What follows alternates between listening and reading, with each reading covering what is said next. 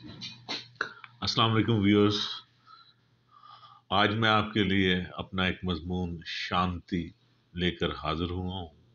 تو پیش خدمت ہے شانتی۔ دنیا کا ہر شخص شانتی چاہتا ہے، اطمینان چاہتا ہے، سکون چاہتا ہے۔ اس کے حصول کے لیے مختلف عبادات اور ریاضت، مراقبے اور چلے کاٹتے ہوئے لوگ آپ نے اکثر دیکھے ہوں گے۔ کچھ لوگ تو حصول سکون کی خاطر جنگلوں کا بھی رخ اختیار کر لیتے ہیں۔ بہرحال آج کل کی مصروف زندگی میں سکون کی اہمیت بہت بڑھ گئی ہے، لیکن یہ سکون حاصل کیسے ہوتا ہے؟ اس سوال کا جواب تلاش کرنے کے لیے جب ہم اپنے چاروں طرف نظر دوڑاتے ہیں تو ہمیں کہیں بھی سکون نام کی کوئی چیز نظر نہیں آتی۔ دن ہو یا رات، سردی ہو یا گرمی، آپ زمین پر ہوں یا آسمان کی وسعتوں میں، آپ کو ہر چیز متحرک اور محو گردش نظر آئے گی۔ آپ اپنے جسم پر ہی نظر دوڑا کر دیکھ لیں، نبض چل رہی ہے، دل دھڑک رہا ہے، آنکھ دیکھ رہی ہے۔ غرض یہ کہ یہاں ذرہ و آفتاب و ماہتاب سب کے سب محو اضطراب ہے۔ سکون کا دور دور تک کوئی شائبہ نہیں۔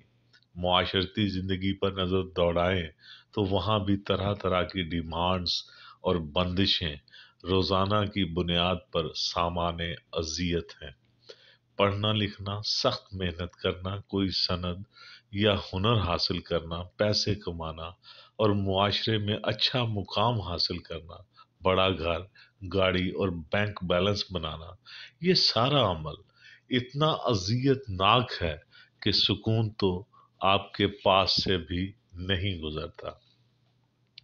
کچھ لوگ سکون حاصل کرنے کی خاطر جنگلوں اور بیابانوں کا رخ اختیار کرتے ہیں، بلند و بانگ پہاڑوں کی چوٹیوں پر جا بسیرا کرتے ہیں۔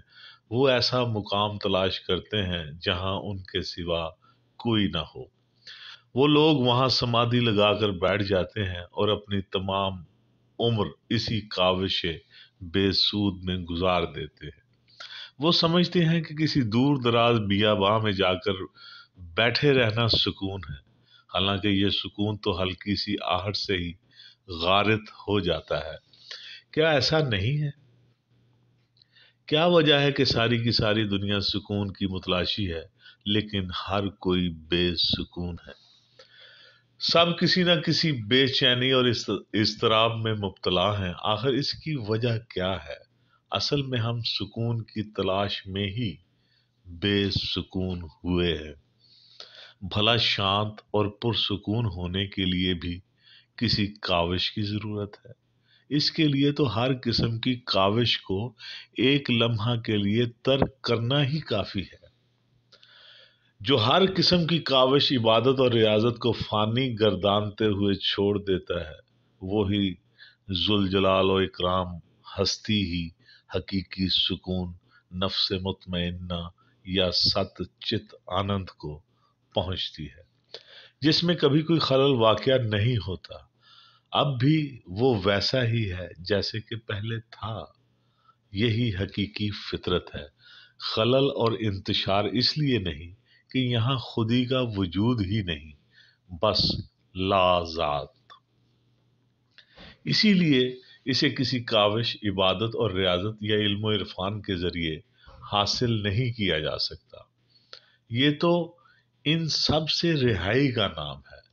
سبھی ذات و صفات سے ہو نرمل، جب سادھو سن میں دھیان دھرے، سمرن سمرن سمرن سے پرے، نارائن ہرے نارائن ہرے۔ یا پھر رام نام سب مٹ گیا، سبا بھئی سب سن، اونچ نیچ انتر نہیں، نہیں پاپ نہیں پن۔ پاک ہے بلند ہے وہ اس سے جو بھی تم اس کے بارے میں گمان کرتے ہو۔ القرآن۔ یعنی ہر قسم کے گمان اور عرفہ ترین تخیل سے رہائی حاصل کرنے پر ہی آپ پر حقیقت کبریٰ کا انکشاف ہوتا ہے۔ علم کی حد سے پرے بندہ مومن کے لیے لذت شوق بھی ہے، نعمت دیدار بھی ہے۔ حضرت علی کرم اللہ وجہہ کا قول ہے، العلم حجاب الاکبر، یعنی علم حجاب اکبر ہے۔ آپ اندازہ لگائیں کہ حضرت علی علیہ السلام اور پھر ان کا علم، جن کے علم کا اعتراف بڑے بڑے جلیل القدر صحابہ نے بھی کیا ہے، اور سب سے بڑھ کر نبی اکرم محمد صلی اللہ علیہ وآلہ وسلم نے بھی کہا تھا کہ میں علم کا شہر ہوں اور علی اس کا دروازہ ہے۔ اس ہستی کا فرمان ہے کہ علم حجاب اکبر ہے۔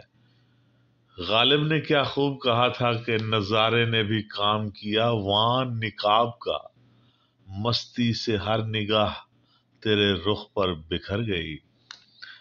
جبکہ ہم ہر وقت علم سے جڑے بیٹھے ہیں، سوتے جاگتے کوئی بھی کام کرتے ہوئے ہم نے ذات پر اپنے علم کو ترجیح دی ہے، اور ہمارا اوڑھنا بچھونا علم ہے۔ حالانکہ ارتقاء کی وجہ سے ہم ہر روز اپنے ہی علم کی نفی کر رہے ہوتے ہیں۔ علم کا حجاب ہمارے دلوں میں دوزخ کی آگ کو ٹھنڈا ہونے نہیں دیتا، اور یوں بے سکونی اور اضطراب ہمارا مقدر بن کر رہ جاتی ہے۔ کچھ بھی بننے کی چاہت اور کچھ بھی حاصل کرنے کی تڑپ ہمیں تمام عمر پریشان اور بے سکون رکھتی ہے۔ یہ پریشانی اور بے سکونی اسی وقت تک ہے جب تک ہمارے دل میں کچھ بننے کی چاہت زندہ و موجود ہے۔ ہمیں اپنی خواہشات پر توجہ مرکوز کرنی چاہیے کہ آخر یہ خواہش ہے کیا، اور یہ خواہش کرنے والا ہے کون۔ تنہائی میں خاموشی کے ساتھ بڑے دھیان سے غور کرنے کی ضرورت ہے۔ میں یہ نہیں کہتا کہ آپ غور نہیں کرتے، بلکہ آپ تمام عمر غور و فکر میں گزار دیتے ہیں، لیکن آپ اس سے کچھ ایسا اخذ نہیں کر پاتے جس سے یہ سارا ذہنی و علمی سفر بے معنی ہو کر رہ جائے اور آپ اس سے ماورا ہو جائیں۔ ذہن میں جب کوئی خواہش جنم لیتی ہے تو ذہن خود بخود سوچنا شروع کر دیتا ہے، کیونکہ سوچنے یا غور و فکر کے بغیر آپ اپنی کسی خواہش کو پایہ تکمیل تک نہیں پہنچا سکتے۔ اس لیے ذہن غور و فکر کا راستہ اختیار کرتا ہے، ذہن سوچتا رہتا ہے، گہرا اور گہرا، مزید گہرا۔ بالآخر سوچتے سوچتے ایک مقام ایسا آتا ہے کہ ذہن خود بخود سوچنا چھوڑ دیتا ہے۔ اس لمحے جب ذہن خود بخود سوچنا بند کر دے، آپ کو ہر قسم کے غور و فکر سے رہائی مل جاتی ہے۔ وہ لمحہ آپ کی نجات کا لمحہ ہے۔ ہر قسم کی خواہش اور اس کی راہ میں اٹھائی جانے والی ہر اذیت اور دکھ سے رہائی کا لمحہ، مکمل امن، شانتی اور مکتی۔ اس لمحے کو کچھ بھی بننے اور حاصل کرنے کی حاجت ہی نہیں رہتی۔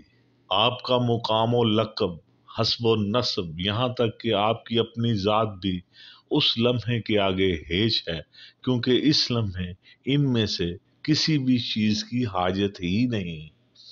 آپ نے تمام عمر جس کسی بھی خواہش کی تکمیل کے لیے طرح طرح کے چلے کاٹے، اذیتیں اٹھائیں، دکھ سہے، زخم کھائے، دعائیں مانگی، اور ان تمام خرافات کے بغیر وہ لمحہ آپ کے لیے کسی نعمت سے کم نہیں۔ یہ ایک لمحہ آپ کی تمام عمر کی جد و جہد اور کاوش کو مٹی میں ملا دیتا ہے، کیونکہ آپ اپنی دیرینہ خواہشات اور جد و جہد کے بغیر اس لمحے انتہائی پرسکون اور اطمینان میں ہیں، اور ہر وہ چیز جس کی محبت میں آپ گرفتار رہے ہیں اپنی قدر و منزلت کھو چکی ہے۔ یوں سکون، اطمینان کی طرف ذہن اپنا سفر شروع کر دیتا ہے، کیونکہ اب اسے ان میں سے کسی چیز میں کوئی دلچسپی نہیں رہی، کسی بھی فنا ہو جانے والی چیز میں کوئی کشش باقی نہیں رہی۔ کلو من علیہا فان۔ Thank you very much.